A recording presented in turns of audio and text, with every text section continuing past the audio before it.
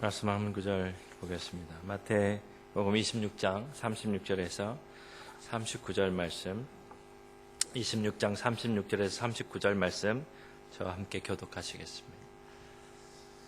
제가 먼저 읽겠습니다. 이에 예수께서 제자들과 함께 겟세마네라 하는 곳에 이르러 제자들에게 이르시되 내가 저기 가서 기도할 동안에 너희는 여기 앉아 있으라 하시고 베드로와 세베대의 두 아들을 데리고 가시되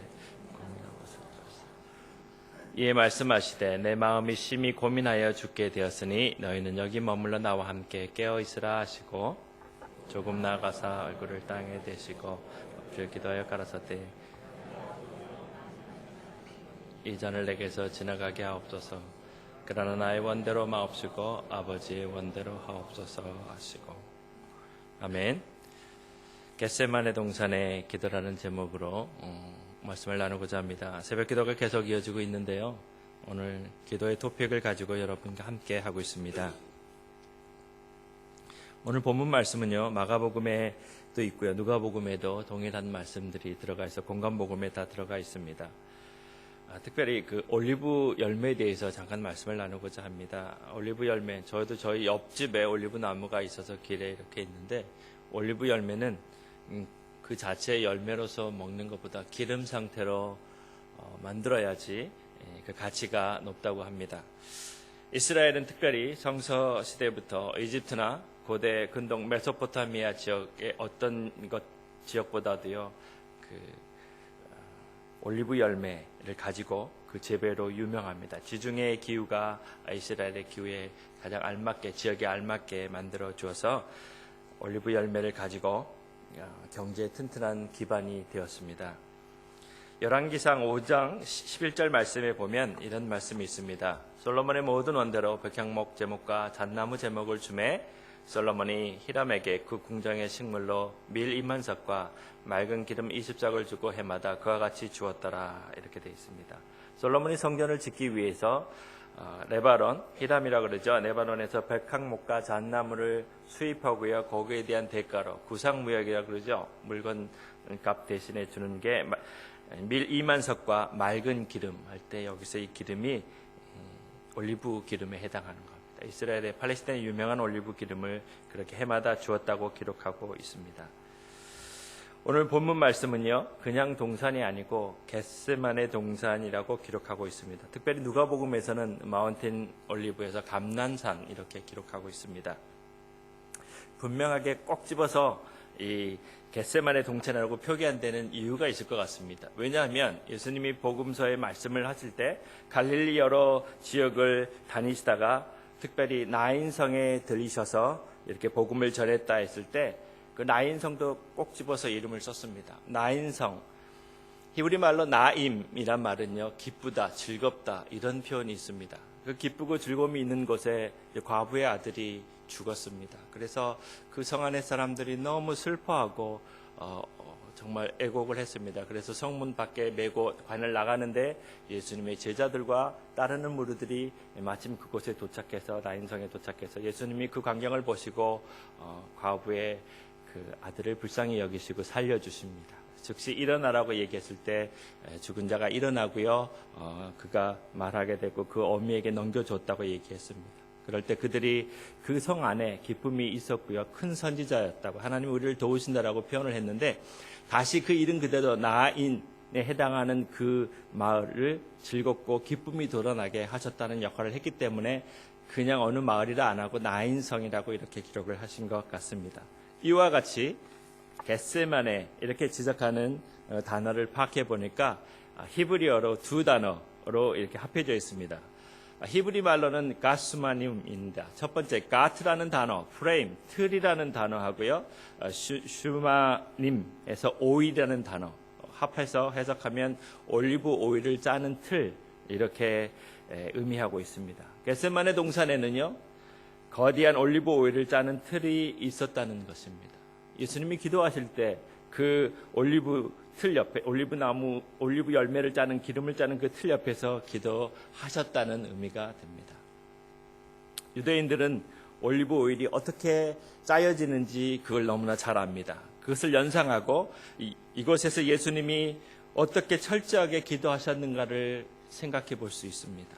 마지막 밤에 그 철야의 기도가 얼마나 처절했는지 하나님께 매달리면서 아버지 하나님께 100% 순정하려고 노력했던 그 기도, 올리브 오일을 짜는 것과 정말 대비시키는 그 기도를 생각하면서 하나님께 자기의 뜻을 온전히 100% 복종하려는 그 처절한 기도를 그들은 기억하면서 생각하게 됩니다. 그렇다면 올리브 열매를 보면서 겟세마네 기도를 다시 한번 우리가 묵상해 보고자 합니다. 조금 전에 올리브 나무하고 열매를 이렇게 보셨는데 그 올리브 오일을 어떻게 짜는지 우리가 한번 알아볼 필요가 있습니다. 올리브 오일은 크게 두 단계로 나뉘어집니다. 그림을 제가 보여드릴 텐데 첫 번째는 이 팔레스타인에 있는 겁니다. 옛날 거의 박물관에 있는 건데 올리브 열매들을 수거합니다. 컬렉션하거나 딸 거 아닙니다. 따가지고 여기다 집어넣습니다. 그래서 클러싱 하는 겁니다. 잘게 부수는, 사람이 하는 게 아니고요. 나귀가 이렇게 돌아가면서 연자맷돌 같은 거를 돌리면서 옆에서 나귀가 하면 클러싱 하는, 부서지는 역할을 하는 거고요. 두 번째 단계는 그렇게 부서져 있는 것들을 바구니에 넣어가지고요. 다음 그림에 보여주실 텐데 이 가운데에 있는 돌이 있는데 바구니가 여러 개 이렇게 들어있죠. 거기에 놓고 저쪽에 있는 돌멩이를 달아서 누르면 그 주변에서 오일이 나와서 밑으로 옆으로 새서 홀 안에 들어갈 수 있게 해주는 겁니다. 첫 번째 돌을 집어넣고 프레싱하는, 처음에 클래싱해서 잘게 부숴서 옮겨가지고 플레싱하게 되는 거죠. 눌러서 짜서 나오는 첫 번째 오일, 우리가 잘 압니다. 마트에 가면 있죠. 어떻게 나옵니까? 첫 번째 오일, 그 엑스트라 버진으로 해서 나와 있는 거. 지금은 우리가 빵 먹을 때 바게트 빵에 찍어 먹고 그럼 참 맛있습니다. 저도 종종 그렇게 먹는데 그 당시에, 성서시대 당시에는 이게 그렇게 쓰질 않았고요. 첫 번째 나오는 엑스트라 버진은 쓰는 용도가 어디에 썼냐면요, 성전에 사용했습니다. 성전 안에 특별히 촛대, 남쪽을 향해서 있는 금촛대에 향해서 계속 피울 수 있도록 썼던 겁니다. 그리고 또 하나 용도는 제사장과 왕들에게 기름 부을 때 이 엑스트라 버진을 사용했습니다. 성경 말씀에 보시면 사무엘상 10장 1절에 이렇게 되어 있습니다. 이에 사무엘이 기름병을 취하여 사울의 머리에 붓고 입맞춰 가로되 여호와께서 내게 기름을 부으사 그 기업의 주도자를 삼지 아니하셨느냐. 그 그림 밑에 있는 그 말씀 그대로 그 기름이 그 올리브 오일 엑스트라 버진이고요. 7절에 출애굽기 29장 7절에 관유를 가져다가 그 머리에 부어 바르고, 당시 아론의 아들들, 아론이 대제사장이 되고 아론의 아들들만 제사장이 됐습니다. 모세의 아들들은 되지 않았죠. 그 아들들을 하나님이 임명하실 때 이 관유를 부어서 올리브 오일을 부을 때 그 첫 번째 엑스트라 버진에 하는 그 오일을 부어서 이렇게 삼으셨다는 겁니다. 자, 두 번째, 이제 짰는데 또 한 번 돌 무거운 거를 달면 다시 또 기름이 나옵니다. 두 번째 쭉 짜서 나오는 거는요, 식용으로 썼습니다. 그리고 또 한 번 그 짰는데 짠데 왜 또 돌을 매달아 갖고 또 짭니다. 네 번을 짜는데 이제 세 번째 이렇게 짜서 나오는 거는요, 코스메틱에 해당하는 거고 메디컬 용도로 해서 화장품 치료용입니다. 전도서 9장 8절에 있죠. 그 밑에 말씀, 내 의복을 항상 희게 하며 내 머리에 향기름을 그치지 않게 할지니라. 여기에 기름이고요. 너는 금식을 할 때 머리에 기름을 바르고 얼굴을 씻으라. 이 기름에 해당하는 올리브 오일. 또 우리가 잘 알죠. 선한 사마리아 사람이 했듯이 가까이 가서 기름과 포도주를 그 상처에 붓고 싸매고 자기 짐승에게 태워 주막으로 데리고 가서 돌보아 주고, 이 오일이 이 올리브 오일 세 번째 해서 나온 올리브 오일입니다. 이제 마지막으로 남은 걸 한 번 더 무거운 돌을 맷돌아서 또 하면 안 나올 것 같은데 마지막 오일이 나옵니다. 그 마지막 오일을 나온 것과 그 다음에 잿물을 합해가지고 비누를 만들어서 사용했다 그럽니다. 그리고 나면 어떻게 할까요? 버릴까요? 그리고 나면 다 짜고 난 찌꺼기는요, 버리지 않고 성서시대에는 집에 땔감으로 활용했다고 합니다. 이것이 올리브 열매가 살신성인하는 그런 특징이 있는 겁니다. 이상의 올리브 열매를 짜서요, 이렇게 기름을 만들고 네 번을 짜는 거죠. 그리고 난 다음에 찌꺼기를 버리지 않고 땔감으로 사용될 만큼 굉장히 부가가치가 높은 열매였습니다. 그 올리브 열매를 보면서 우리가 겟세마네 기도를 다시 한번 묵상해 볼 필요가 있다는 겁니다. 제자들에게 중보기도 하라고 이렇게 말씀하시고 예수님이 기도하러 가셨습니다. 그리고 다 기도하시다가 다시 오셔서 자는 제자들 깨우셔가지고 또 기도하게 격려하시고 또 가서 기도를 하십니다.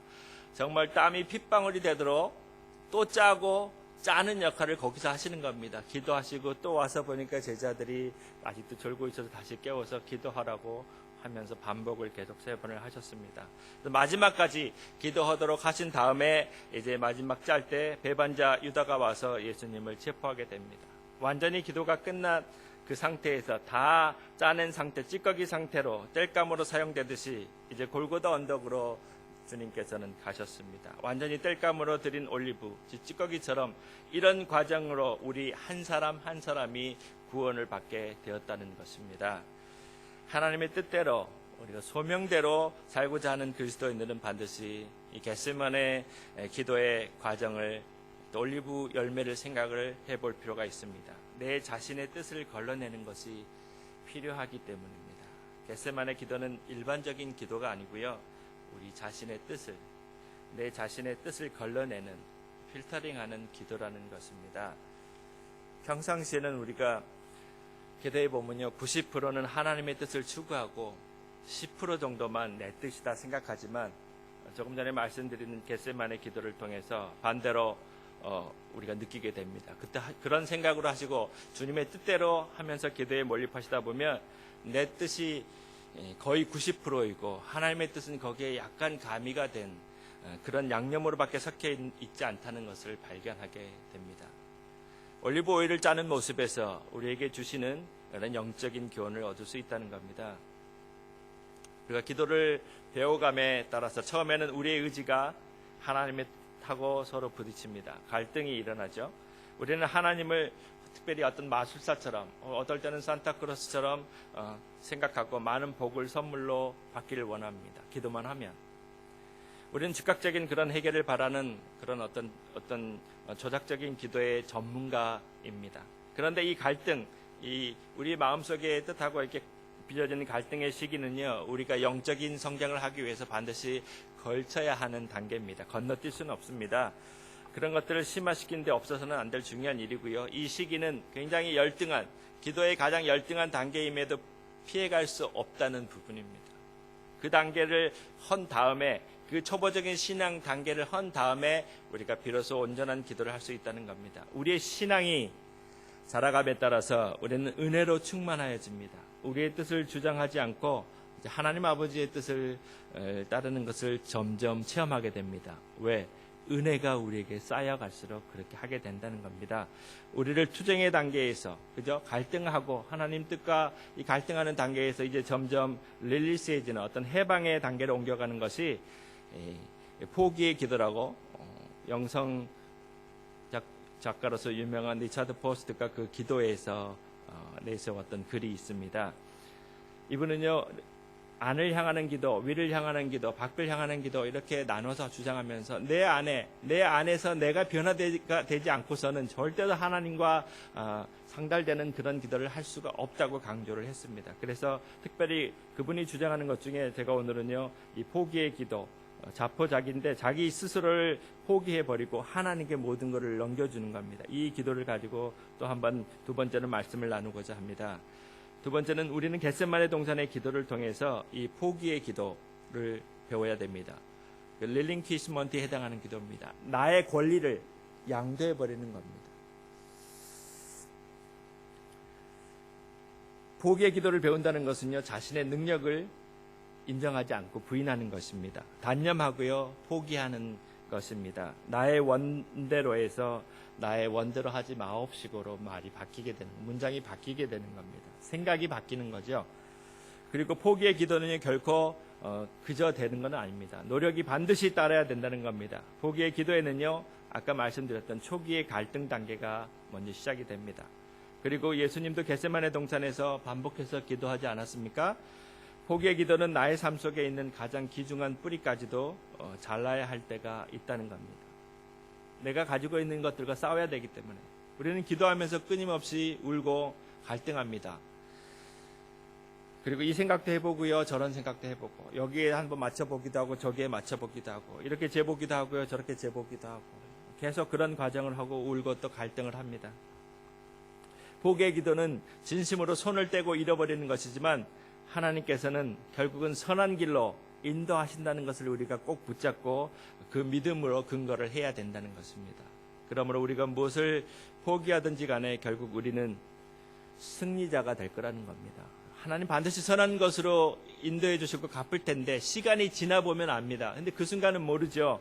결국은 우리가 승리자가 될 거라는 것입니다. 따라서 포기의 기도는 소망이 있는 기도가 된다는 것입니다. 왜 하나님은 무엇을 주시기 전에 먼저 우리에게 포기하라고 원하실까요? 기도를 하다 보면 우리에게 먼저 포기하도록 유도하시는 부분이 워낙 많으십니다. 그 이유는 우리가 알지 못하는 훨씬 더 좋은 것, 하나님이 준비해 주신 그 좋은 것을 우리에게 주기 위해서 작은 것, 그 작은 꿈들을 포기하기를 원하신다는 것입니다. 그리고 궁극적으로 나가서는 또 하나는 우리의 성품을 바꾸기 위해서 그렇게 하신다는 겁니다. 우리 자신의 의지를 십자가에 못 박아 버리고요. 우리 인생에 대한 집착, 얼마 안 되는 정말 주신 자도 하나님이고 가져가실 자도 하나님이신데 우리 인생에 대해서 집착이 너무 강하니까 그 집착을 버리고요. 그렇게 기도할 수 있도록, 그래서 멋진 가장 훌륭한 기도를 드릴 수 있도록 유도하신다는 것입니다.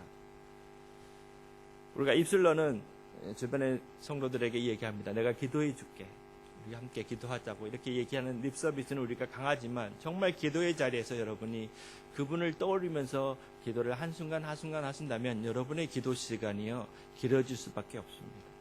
영안의 눈으로 볼 수밖에 없고요, 더 깊은 기도를 체험할 수밖에 없습니다. 새벽 예배 3일째지만 목사님 말씀 끝나고 불을 딱 끄면 바로 일어서는 성도님들이 너무 많습니다. 뒤에 기도하려고 뒤에 준비하고 있다가 설레입니다. 당황스럽기도 하고 자리를 좀 지키시고 하나님 만나고 좀 가시는 시간이 있으면 좋을 텐데 마치 설교 끝나기를 기다렸다는 듯이 불만 꺼지면 확 가버리시는 이런 시간보다는 조금은 더 이 얘기를 여러분 입술로 하지 않았습니까? 내가 기도해 줄게. 부도를 내지 않으려면 그렇게 약속한 그분을 위해서 붙잡고 기도하시다 보면 아마 출근 시간도 잊어버릴 정도로 기도에 몰입하게 될 거라는 겁니다. 그러면 기도의 자리에 시간이 길어질 거고 여러분과 함께 했던 이 포기의 기도의 의미도 더 깊이 알 수 있다는 겁니다. 포기의 기도하는 방법이 있습니다. 5가지가 있는데 간단하기 때문에 마지막으로 한번 나눴으면 좋겠습니다. 자기를 비우는 기도입니다. 첫 번째는 어떻게 하는 게 포기의 기도냐? 자기를 비웁니다. 예수님 자신을 비워 종의 형체로 오셨다고 빌립보서 2장에 기록하지 않았습니까? 그리스도께서 본래 하나님의 본체였는데 자기를 비워서 종의 형체를 가져서 죽기까지 충성했다고 빌립보서 2장에서 분명히 말씀하셨습니다. 너희 안에 이 마음을 품으라. 곧 그리스도 예수의 마음이니. 자기를 비우는 그 기도를 먼저 하시게 되면 포기하는 기도의 방법에 접근할 수 있습니다. 두 번째로 복종하는 기도입니다. 예수님 자신의 뜻이 아니라 하나님의 뜻을 추구하고 순종했습니다. 우리 입술로도 우리도 직접 해보는 겁니다. 나의 뜻대로 마옵시고 하나님 뜻대로 하시옵소서. 주님, 내 장부가 문제고 내 자녀가 문제인데 이 문제 내가 이렇게 하려고 하는데 하나님 이 뜻대로 하지 마옵시고 하나님 뜻대로 한번 해주세요. 하나님께 맡기시는 기도를 하시기 바랍니다. 세 번째, 단념의 기도입니다. 하나님의 뜻대로 사용되는 것을 사모하는 기도를 드리시라는 겁니다. 정말 하나님 뜻대로 되기를 사모해 보시기 바랍니다. 제게 어떤 일을 하시든지 이제 앞으로 벌어질 일이 어떤 일이 제 앞에 펼쳐지든지 순종하겠습니다. 모든 것 받아들이겠습니다. 기도하고 그렇게 열중하실 때 하나님이 주시는 음성도 있을 겁니다. 이러이러한 것들 내려놓게끔 내게 주시는 음성이 있으면 다 내려놓고 이제 순종해야 된다는 것입니다. 네 번째, 해방의 기도입니다. 집착을 버리고 모든 것을 하나님께 올려드리시기 바랍니다. 나의 배우자, 내 자녀, 그리고 내가 정말 미워하는 대상이 있습니다. 보복심까지도 그 하나님께 위탁을 해버리신다면, 모든 것을 하나님 손길에 맡겨버리신다면 선한 것으로 인도해 주실 그 하나님이 정말 기쁘고 좋은 것으로 여러분에게 갚아주시고 돌봐주실 거라는 겁니다. 네 번째는요, 해방의 기도였고요. 마지막 5번째가 부활의 기도입니다. 하나님의 뜻이 내 안에서 새롭게 다시 살아나기를 기도하십시오. 하나님 뜻이 있다면 내 안에서 새롭게 살아나기를 기도하시라는 겁니다. 나의 의지와 욕망은 죽고 하나님의 뜻이 내 안에서 새롭게 살아나도록 기도하시면 포기하는 기도의 방법이 된다는 겁니다.